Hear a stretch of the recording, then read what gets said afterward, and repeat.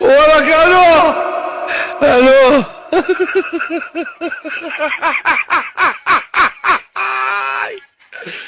Hola, Carlos. Allô.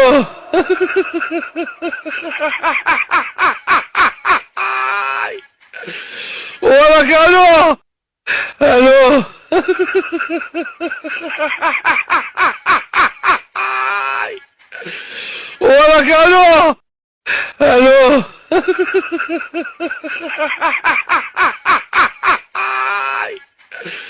Hola, Carlos. Allô. Hola, Carlos. Allô.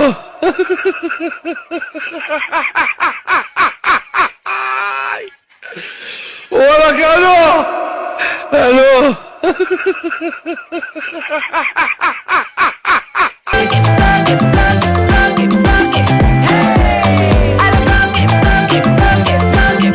Oyoki elenge ya Congo. Tapez les mains, tapez les mains, tapez les mains, tapez les mains, tapez les mains. Allô.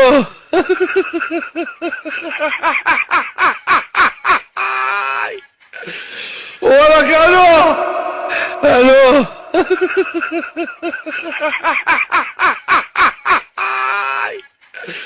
Hola, Carlos. Allô.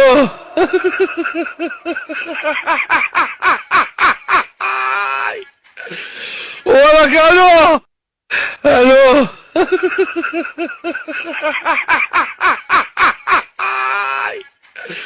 Hola, Carlos. Allô.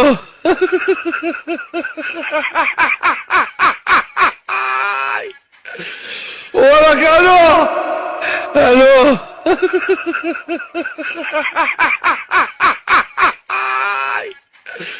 Hola, Carlos. Allô.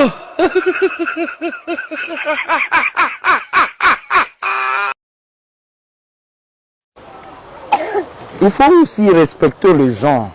Au moins, Lupango, Fiston Lingaki Kosela Bango, Caniveau Yote, Fiston Lingaki Asala, et Loko Union Sauté. S'il a fait ça, c'est parce qu'il reste là, Ayebi, quartier Naye, Ayebi. C'est que le Bango Monde va créer un groupe. Bango va créer un groupe pour Zalaté. Ok. Fiston mange avec tout le gens. Fiston rit avec tout le gens. Tes fistons en sali nani caniveau oyo. A sali yango na propre moyen, ça coûte. Il faut pas rémunérer. Okay. Na biloko tout fiston en tongi ou a sali. Na biloko ezana kati. Il faut pas rémunérer. L'État te. Okay. L'État congolais n'a te que fiston. L'État congolais il faut rémunérer fiston. L'État congolais il faut rémunérer fiston. Aza artiste, Bitumba oyo et Bunisa fiston. Tout ce monde en tokota na bisote mais Sokotali avenue te avenue. C'est lui qui a représenté quartier. Eza fiston. Surtout avec des lettres naé. Ça avec des lettres, bisopi avec des lettres. Naza locataire. Avec des lettres naé. Pendant tous as avec le sam aux asiawa. Bango tout parce que ba lettre bango nyoso tout. Ukani nazabwe. Parce que on a awa. Les Kenele, avec les Anzela. La robe est remontée avec la boca. Ça va. Je suis venu du Sambo. Les avions principaux et qui est banal. La bolate. Les gens sont assez aidés dans les prochaines années. Avec les arabes, si le prochain est allé normal, c'est trop beau. Mon Canada, il va passer mon Canada déjà. Ah, Bouka, Yosani. Taïsaï. Le droit va voisin. Selon terrasse, des bases au Sanapon.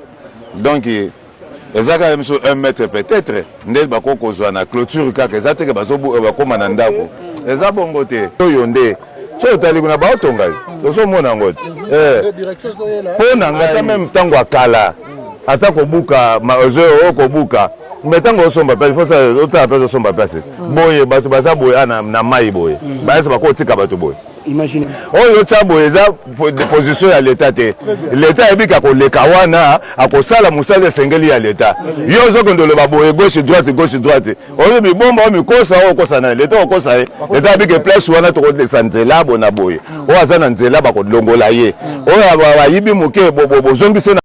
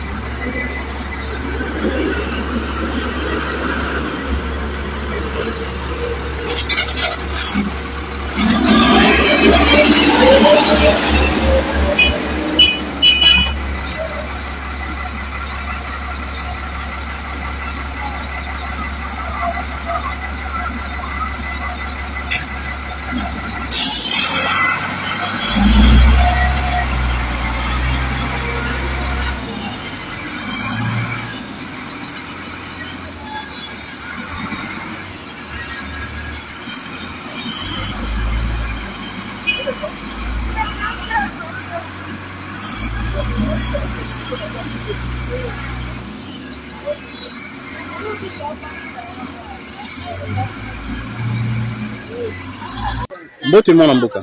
Mbote ndeko.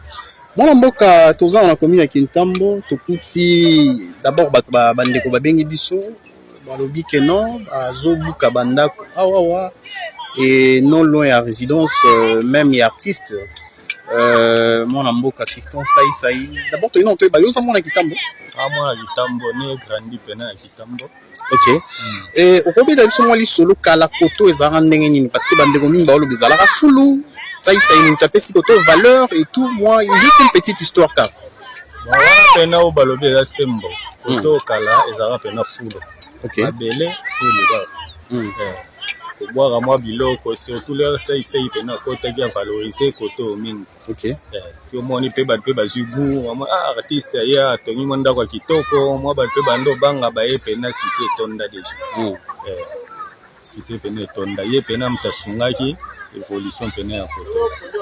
Et maintenant les lots balingi baosala nzela et la loi est dure mais c'est la loi nzela ezosala mama kadam ezosala matomoni ba travaux ndenge déjà ezo kende et balobi ke barobuka ndako ya sai bazo toucher moi bandako ebele mais est-ce que ba pesi bambongo to ba pesité parce que ba rumeur ezo circuler bandeko bazu ba $10,000 ba misusu balingi olongwa te est-ce que ça solo te Voilà pena za lokuta eza pena faux et archi faux.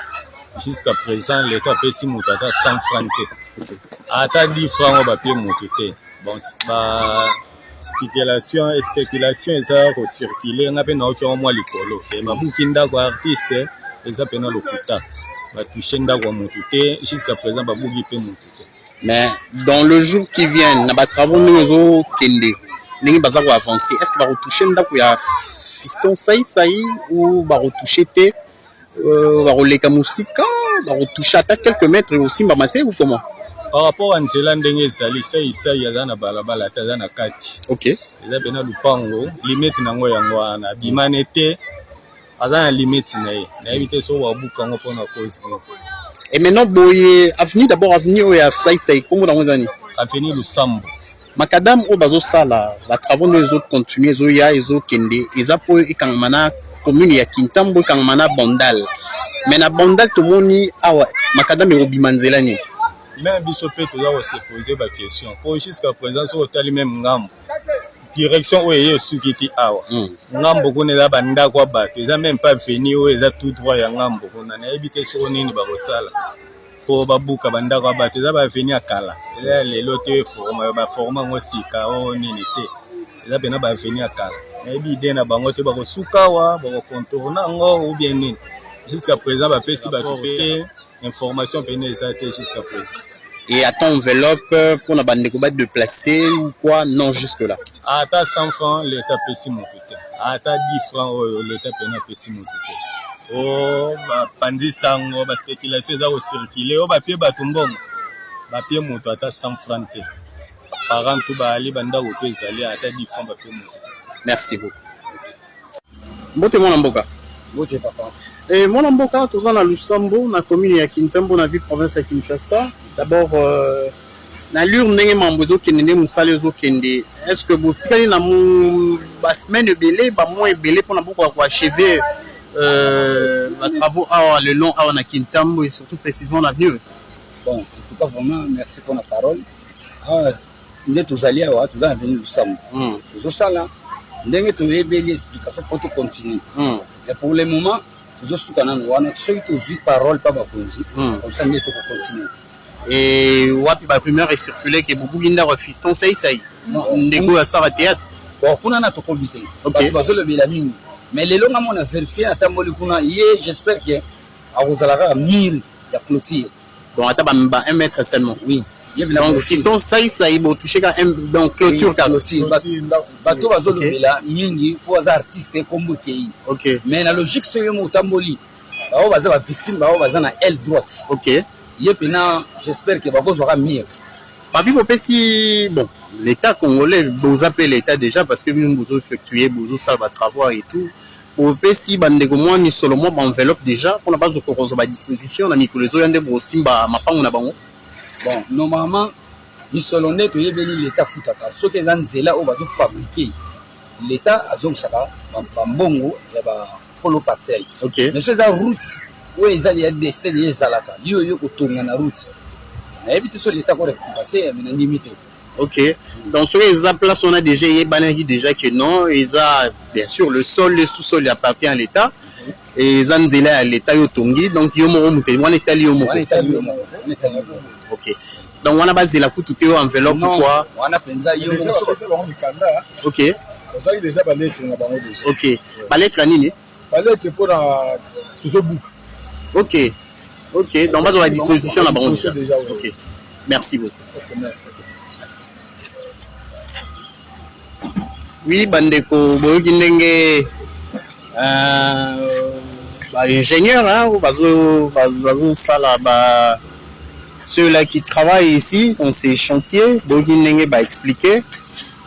Donc ba pesa bango déjà ba lettre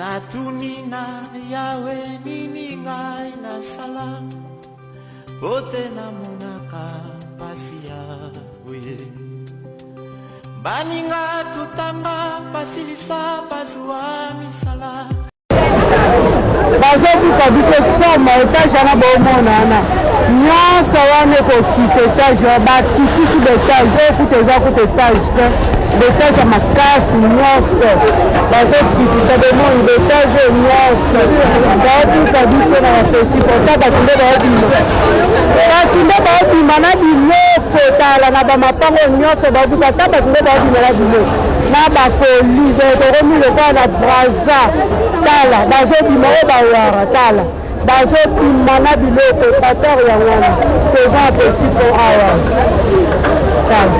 pater yango ezobuka eza likolo ya mai ya terase wana petit po ezobuka etage wana nyonso ezokita yawa sous la chaussée carrière. Non, n'a posé question. Na balabala carrière. Na balabala la carrière. Ça se fait nulle part, nulle part. C'est bon, la carte document maintenant.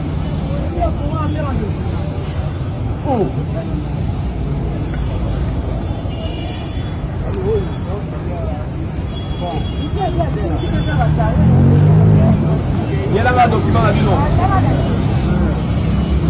Hein?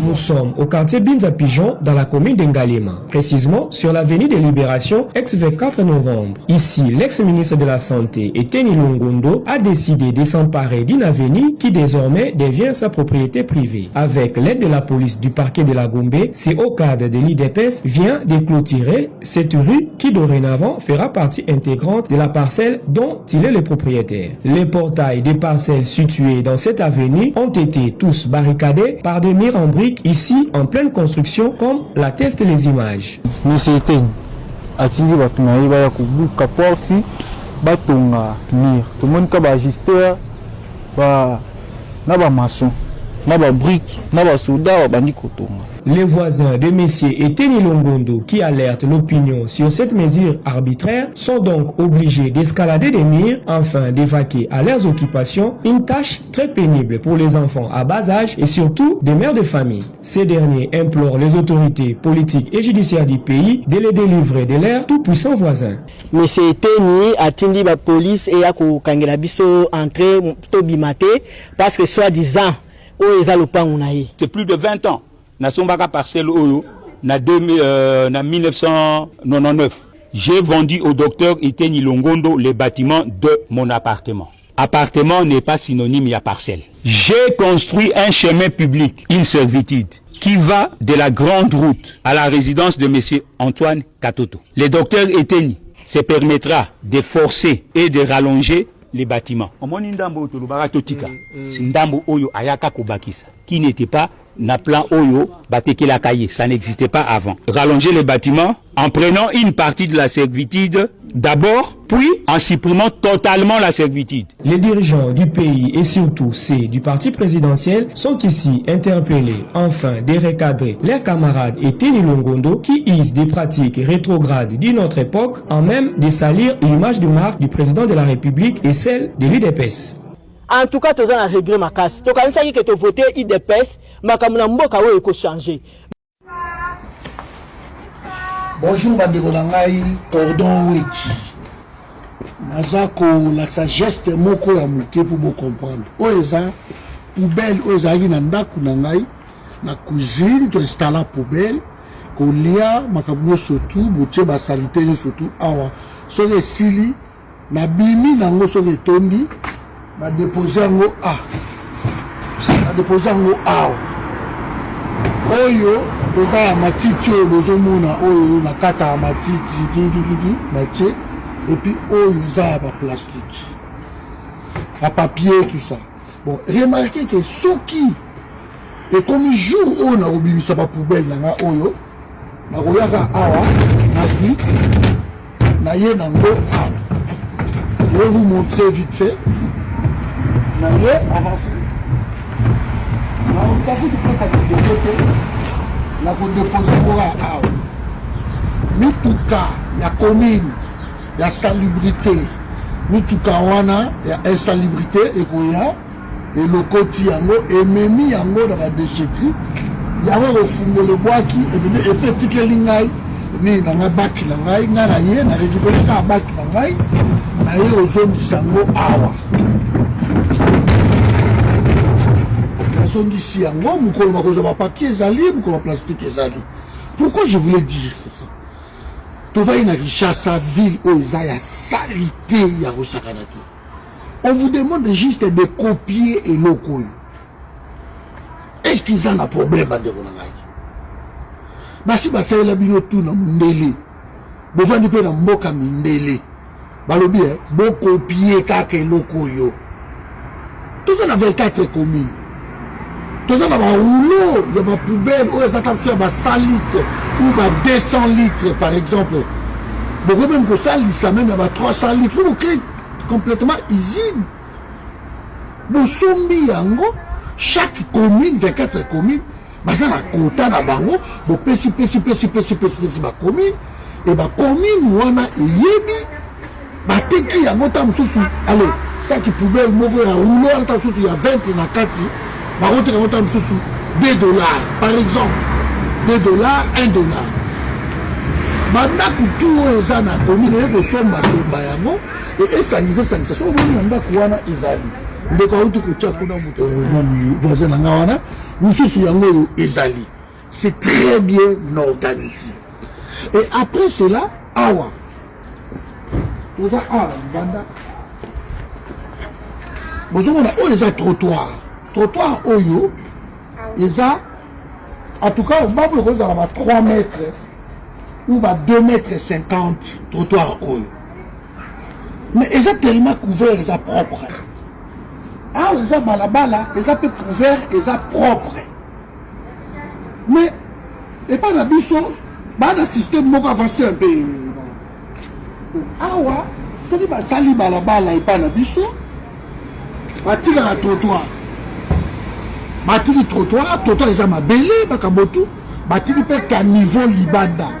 Nous moni awa caniveau ezali, les aquadrats, les évacuations de tout ezali awa, mais bazipa yango pour de peur que bato bakokaka bapoubelle basalite basachet na butu des fois otamelaki aboki mwa canette mwa nini le temps ke bango bapase bakombola yango po akombola kawa na poko ekozala buzoba tozumo okokoya na kati ya caniveau so ekoya ebele ekoboucher ocréer beaucoup de problèmes. Voilà pourquoi il faut couvrir ba caniveau. Biso tosala yango te, biso tosalaka awa totika yango polele mabele banini tout et caniveau eza polele. Toza la culture ya propriété te bato bakolokota babwaki ntango mbula ekoya ememi na potopoto na basalite na basachet tout na caniveau obo caniveau boyi tosala 2 jours 3 jours puis ekufi po lusu yango na remaka yango to biso toza wana boye na babinza na basalongo na barigini bandako bakonzi kaka yango nde baana esprit ya basali bakaniveau nango babetone yango avance babetone yango basisi kobetone yango e basali mpe banzela na bango awa avance basali banzela na bango awa moto asukisi na katikati awa et voisin mpe asali aye pareil asukisi mpe na katikati omona aveni wana juste comme propre songo omona basalongo omona ona barigini omona un peu partout. Est-ce que vous imposer modèle wana qui commune à lemba mobimba biso la lemba mobimba bo bétonner ba venir na bino bo bétonner ba trottoir na bino tout le monde a salité te les gens achètent des sacs poubelles bati yango wana mbongo bumba akende ko bebisa na nini na hôtel $850,000 pour vendre qui na hôtel et sengo o ba voter qui bapona ki na Martin na Augustin Kabuya encore que son mbongo wana basalisi 4 usines ya incinérateur par district comme ça bato bazwaka yango bazongisaka yango bongiso ba poubelle bango ba ko lokota batiango na mituka yango eke na déchetterie et déchetterie beaucoup créé parce que ba déchet wana eza ba brique eza ba macadam les aromés. C'est étonnant, il y a une série de copier. Je vous demande juste de copier. Tu vas une photo, tu vas une propriété de Haramboko. Pour copier, c'est un problème. Mais vous inventer quand vous créer quand on vous demande de copier. Que notre propriété est à Awa, tout le monde n'a qui ça, point barre. C'est tout ce qu'on vous demande. Donc, ce qui me pose un problème, c'est que nous avons pas du sérieux. Merci, pardon, donc, c'est ça. C'est un exemple pour moi. Ma bac au Boko Salamona Kiwana, ma rosa la bac au Bossa la Cabanini, ma bassin, la plastique, la Kinshasa. La mesure c'est la plastique Kawana, Boko Salamona bac et les gens achètent. Ma poubelle le monde en d'accord dans la sac match. Mais peut-être 2 jours par semaine peut-être et puis ma mercredi et puis ma samedi. Ma tu vas rosa la même tu rosa la même tard, et rosa la tard. Na butu bato balali mitu keleki et le côté la tongo bo monika la propriété bo kombola kati le lo ba balabala milieu na tsela na ba kombo bo so ba souffler toi bo souffler ba aspirateur gros et même yango c'est ça bande ko nga nzamba bomba bino place bozali cordon wechi péter. Péter. Vous allez fuir. Vous attendez.